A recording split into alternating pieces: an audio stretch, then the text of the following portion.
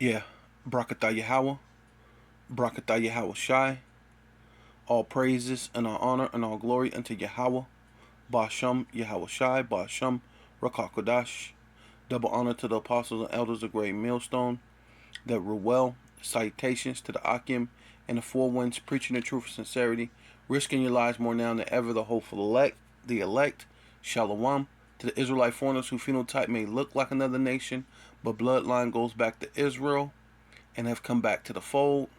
Shalom to you sisters, you Akwathium, who listen and learn under your husband, which is your spiritual leader, with meekness and with silence. This your brother Aram Yahawada with the lesson. And basically continuing the lesson I was already doing. So this is going to be a part 2 to thou shalt not use usury, right? But to give you an understanding that those Nigerians are Israelites, right? And this thing says a reiterating, and that's a perfect name for it, because that's ultimately what we're doing. We're reiterating that you so-called black, Hispanic, and Native Indians are Israelites, right? And you so-called black are the one most disenfranchised with this whole Africa thing, and then not having a place where you come from. Well, guess what? One of the biggest places they pulled slaves off from to bring to this America as your punishment, as the Most High said you will go into slavery with ships and be sold to your enemy, is Nigeria. So let's look at what these Nigerians who are reiterating the Jews of Nigeria, right? That's where you came from.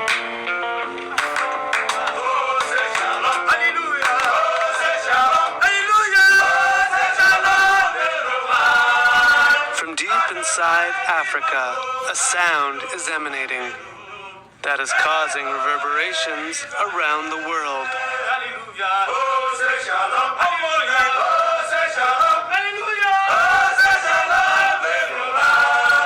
It's the sound of Judaism.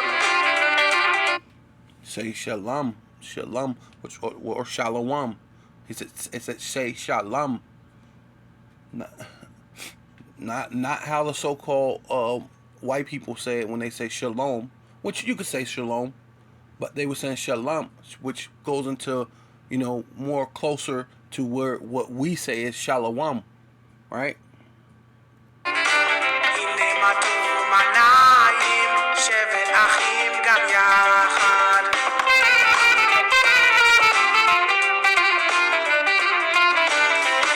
A sound of a people casting off 2 centuries of colonialism, returning to what they say are their native roots. I know from birth I'm a Jew. Only I know that my forefather missed the way. I grew up alongside every other Igbo youth. We kept on hearing that Igbo people came from Israel. There was a story my mom told me at the age of 6 years. I never forget. He said, the Igbos are Jews.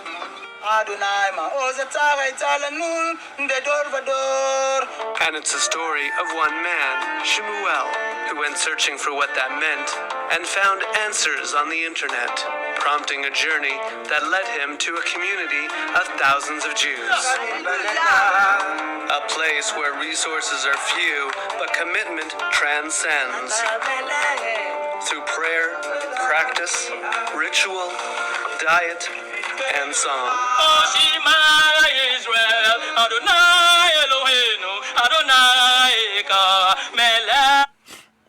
Yeah. So that's why Apostle Har always say, well, where's the so-called you-wish person over there, the Amalek that can sing and dance.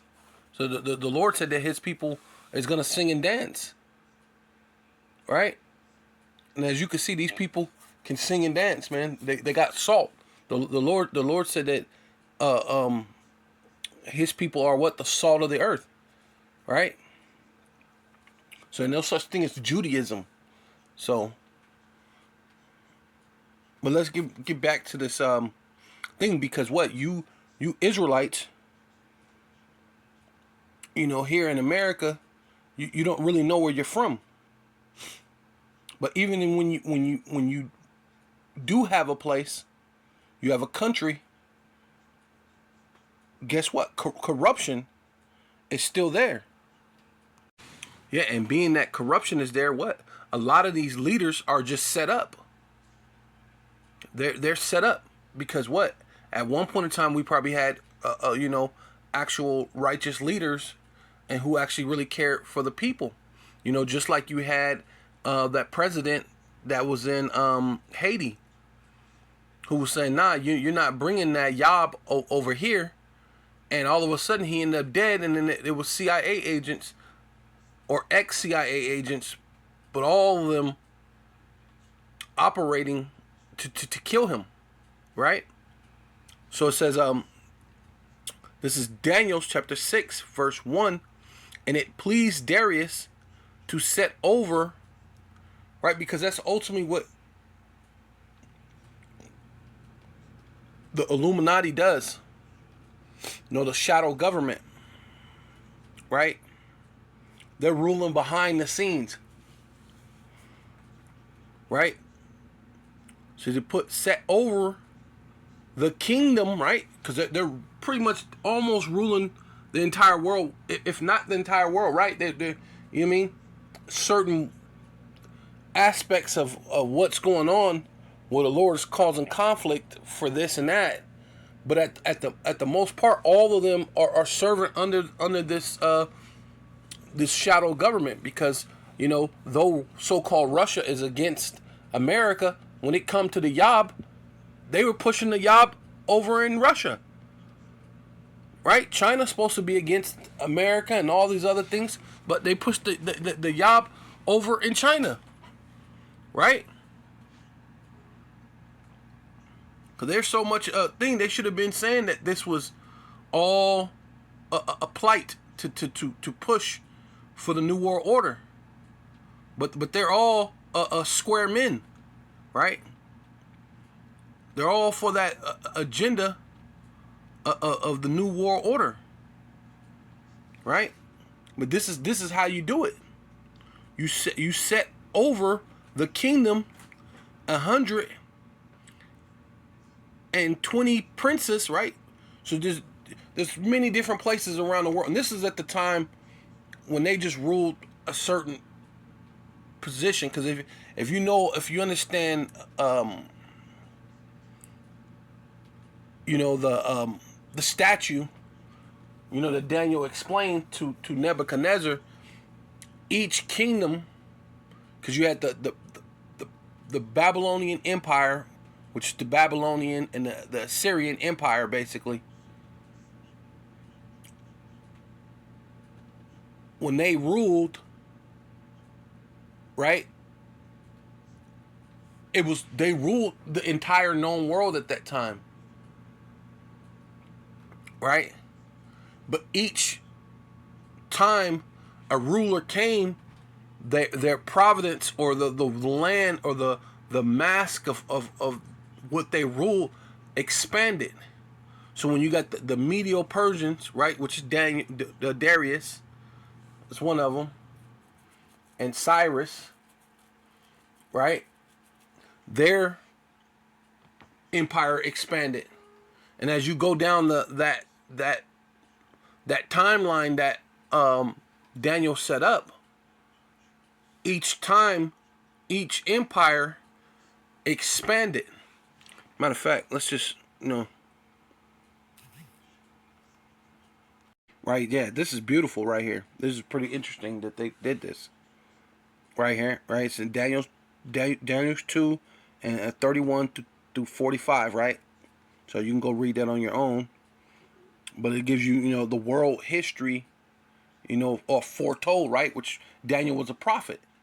It's to foretell something before it happened. That's what we do as prophets, right? But you had the Babylonian Empire, Syrian Babylonian Empire, but most people know just the Babylonian Empire, right? And they ruled, right? And they ruled the known world at that period of time.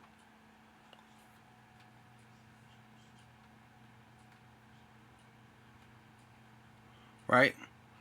But as the Persian Empire, which is really supposed to be the Medo-Persian Empire came, they that empire expanded. The landmass that they ruled expanded.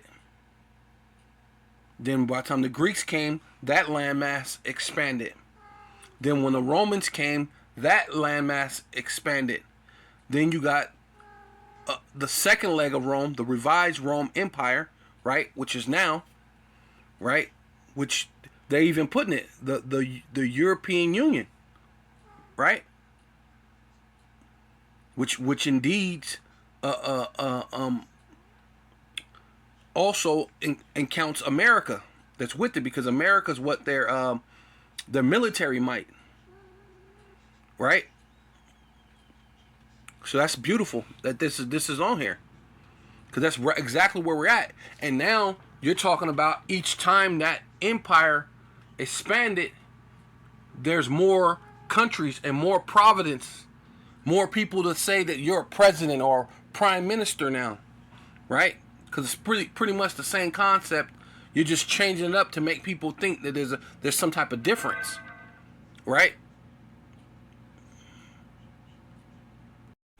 Yeah. So now you're dealing with the European Union, right? Now you're dealing with the second leg of Rome ruling, and America's part of that, right? Plays a major part of that, because why? It's the face of all that, right? It's the face of it. It's not actually the big ruler, but it's the face of it, right? So then it ends up being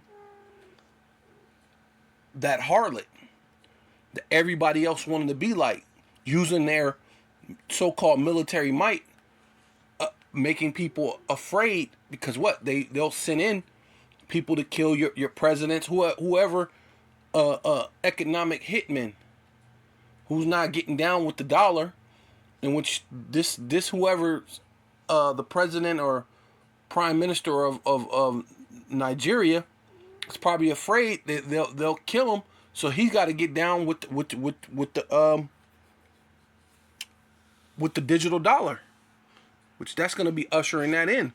But let's keep going. It says, and it pleased Darius to set over with kings and 120 princes, which should be over the whole kingdom. See, that when they're ruling the whole world, that's why they're telling you that there's over 100 and something countries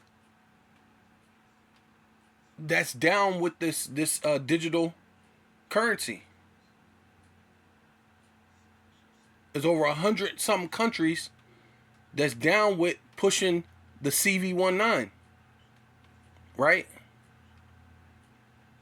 So it's not really many places you can go where they're not pushing the New World Order's agenda. So they're sitting up over these things, presidents or people who they want to follow their agenda, right? And over these 3 presidents, of whom Daniel was first, that the princes might give an account to them, and the king should have no damage, right? So just like the Illuminati, they're ruling. You never know who they are. You'll never see their face. You don't even know their last names, right? You know the names that they want you to know. Know the Rothschilds, the Bilderbergs, the DuPonts, the Gettys, the Oppenheimers, the Rockefellers, the DuPonts, right? You can know those names, but you'll never really know who they are, or you'll never really know the actual name of the person or the persons that's actually ruling, man. But they're doing it by means of having these other kings, puppets. That's why you got instead of weekend at Bernie's, it's the weekends at Biden. You see them falling all over the place, right? So I'm gonna skip down to 6, cause then they have these summits, right? They have all these different summits, secret meetings, and all these different things. So this is basically the same thing to let you know that this thing has always happened, because you're in the dark and you don't know things, right? Then these presidents, Lakia, and princes assembled together to the king. So whoever the actual king is, the one who's ruling over the whole world, they all have to assemble to this man, right? But now the Lord is causing a rift, because this last summit, G7 summit, with all the governments that's supposed to come together, Russia didn't go, China didn't go, and normally you're supposed to go to pay homage to the king. So the Lord is finna cause a rift in the earth to bring about His purpose, man. Right?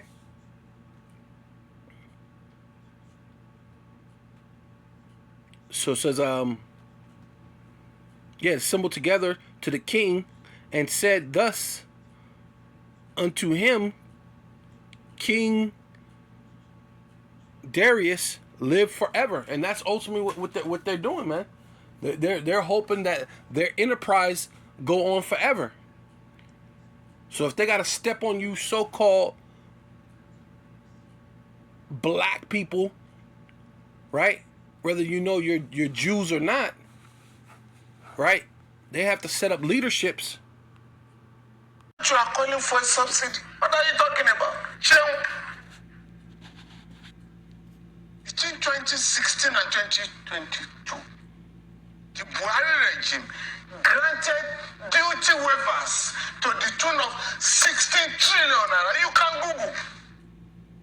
You can find the 16 trillion naira of people brought goods to the country without paying import duty, to the detriment of the economy. In December 19, 2018, the then Director of Budget, Mr. Bernard Kabwezi, addressed CEOs of government enterprises and told them, you guys have refused to remit 10 trillion naira to the Federation account. I can go on and on and on. We have just filed a case against the Emefiele Central Bank, where the guy sold a bank for 50 billion naira. Avon revitalized that bank with the sum of 1.3 trillion naira. So, 380 people in this country, according to AMCON, are owing 5.4 trillion naira because the banks were going to collapse in 2008. The central bank gave trillions to the bank. Now, those who took toxic loans were threatening the economy, and that was how AMCON was set up.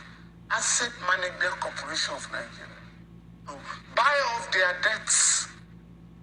What type of subsidy is greater than that? So, I can go on and on and on. So, in the interest of the country, let us look at the economy. I'm looking at the implication of the threat of the NLC. Let me tell you. Is it not too early in the life of this government? You see, again, I've said it. Government has begun discussions in Nigeria Labour. perhaps should have preceded the announcement. But it's a new government. And I expect, as a new government, to take advantage of the opportunities that exist. I tell you one, Shem, there's a group of countries now fighting the dominance of the dollars in the economy. The dollar in the economy. We call those countries BRICS. Brazil, Russia, India, China, and South Africa. Nigeria is missing. And they are currently trading among themselves in their own local currencies. Shimbo. And I have suggested this publicly. Kenya was spending $500 million per month to import petroleum products. The leadership of Kenya met the leadership of Saudi Arabia.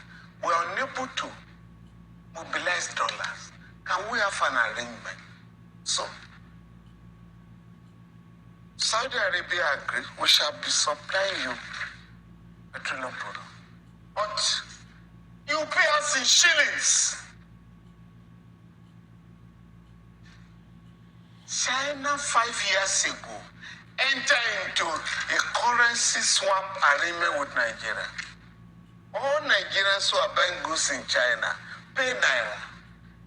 For our own business here, pay Yuan. The IMF and World Bank did not allow that arrangement. So, for me, this government has an opportunity